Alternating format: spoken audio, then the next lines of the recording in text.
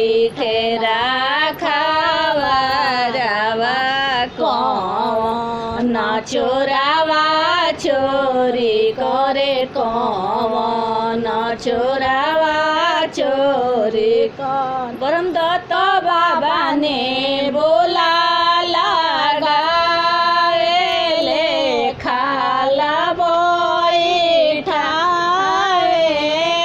हो लाला ना बिनु भैया बैठे राखावा रावा अमित चोरावा चोरी करे अमित चोरावा चोरी। चिठिया जे लिखेले छोटू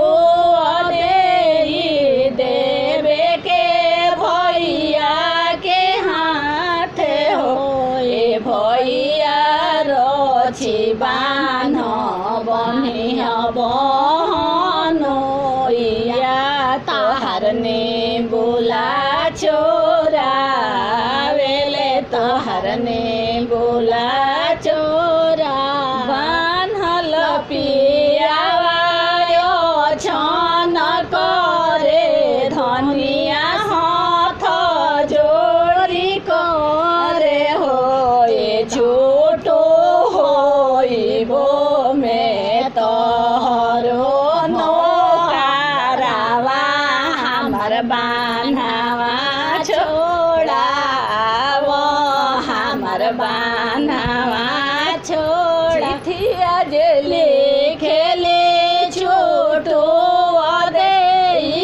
देवे के मुखिया हाथ हो भैया धीरे बान्ह बनिह बहनोइया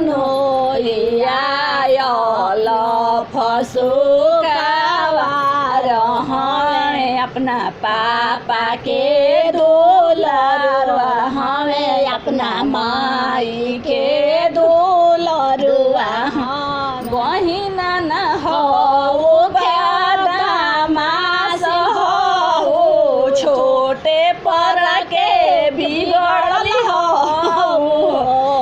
बहिना अपन पियावा अपने बान्हावा आवेलु पाछे पाछाताए लगलु पाछे पाछाताए लगलु।